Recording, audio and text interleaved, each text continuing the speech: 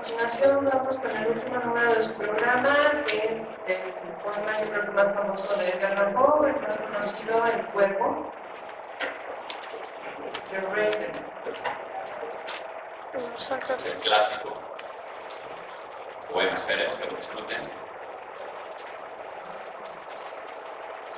También es de misterio y suspenso. Romántico captura plenamente el romanticismo de la época. Como ustedes bien saben, Edgar Allan Poe representa lo mejor del romanticismo norteamericano, ¿no?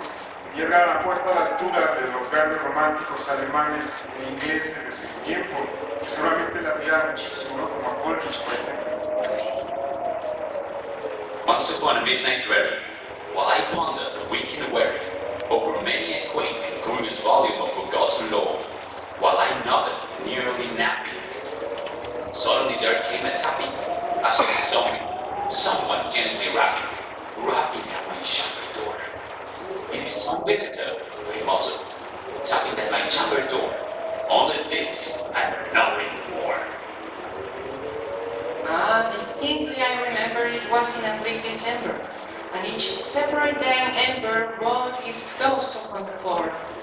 Eagerly I wished the morrow, vainly I had sought to borrow from my book sources to sorrow for the lost Lenore, for the rare and radiant maiden whom the angels named Lenore, nameless here forevermore. The seeking silence heard and rustling, a pitch purple curtain thrilled me, filled me with fantastic terrors never felt before. So that now to still the beating of my heart, I stood repeating, it is some visitor entreating entrance at my chamber door. Some late visitor entreating entrance at my chamber door. Is it this and nothing more? Presently my soul grew troubled, hesitating then no number. Sir, said I, or minute, truly your forgiveness I implore. But the fact is I was napping, and so gently you came running, and so faintly you came tapping at my chamber door. But I still was sure I heard you. Here I opened wide the door, darkness there, and nothing more. Deep into the darkness, peering, long I stood there wondering, fearing, doubting, dreaming dreams no mortal ever dared to dream before. But the silence was unbroken, and the darkness gave no token, and the only word there spoken was the whispered word, Lenore. This I whispered, and an echo murmured backward, Lenore, where of this and nothing more. Back into the chamber turning, all my soul within me burning. Soon again I heard a tapping, somewhat louder than before. Surely, I said, surely, that is something at my window lattice. Let me see, then, what there is, and this mystery explore. Let my heart be still a moment, and this mystery explore. 'Tis a wind, and nothing more. Open here on the shoulder, when many appear and flutter in their stately raven of the saintly days of yore. Not the deeds of visions made he, not the mean of thought or state he, but with mind of lord or lady, perch above my chamber door, perch above a bust of palace, just above my chamber door, perch and sat, and nothing more. And the heavenly bird beguided my suspense of his life. By the grave and stirred the corner of the countenance of the quietly shorn and shaven dove, I said, I should know Raven. Yes, the grave and ancient raven wandering from the nightly shore. Tell me what through would I lord the name from the night's Plutonian shore, while the raven nevermore. Much I marveled, this ungainly fowl to hear discourse so plainly, though its answer little meaning, little relevancy bore. For we cannot help agreeing that no living human being ever yet was blessed with seeing bird above his chamber door, bird or beast upon the sculptured bust above his chamber door, with such name as Nevermore. But the raven, sitting lonely on the placid bust, spoke only that one word, as if his soul in that one word without her. looking further than the other, not a feather than the clover. Till I scarcely more than mother, other friends have gone before on the morrow he will leave me, as my hopes have flown before. Then the bird said, nevermore. Startled at the stillness broken by reply so aptly spoken, doubtless said I, why daughters is it only stock and store? Hot from some unhappy massacre, from a merciful disaster, followed fast and followed faster, with his sons one broken bore.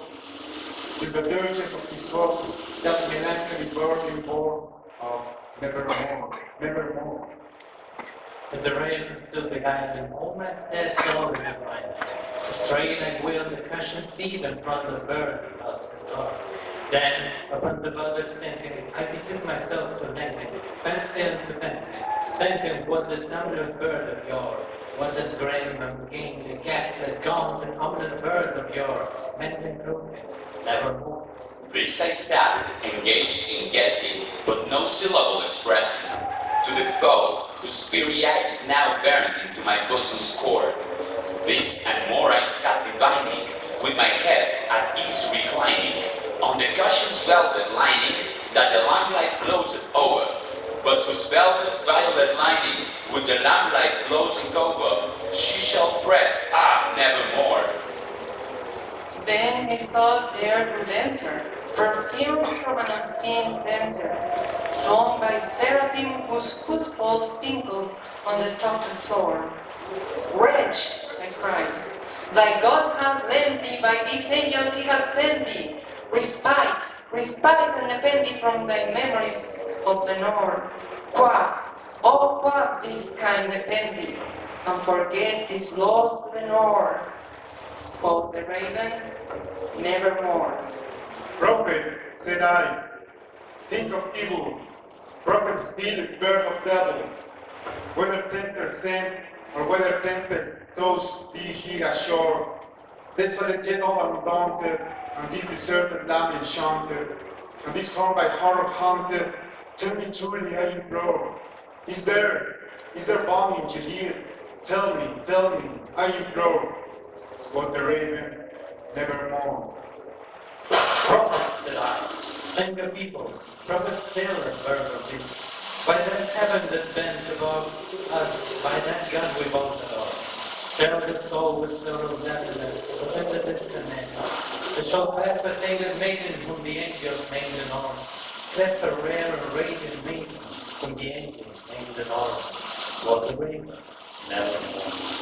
Be that word our sign of parting, bare or thin, I shriek, upstarting, get thee back into the tempest, and the night's Plutonian shore, leave no black plum as a token of that lie thy soul hath spoken.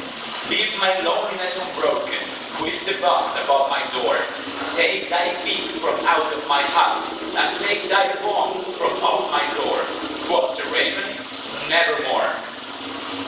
And the raven, never fleeting, still is sitting on the pallid bust of Pallas, just above my chamber door. And his eyes have all the seeming of a demon that is dreaming, and the live lamp, or streaming, throws his shadow on the floor, and my soul from out that shadow that lies floating on the floor shall be lifted nevermore.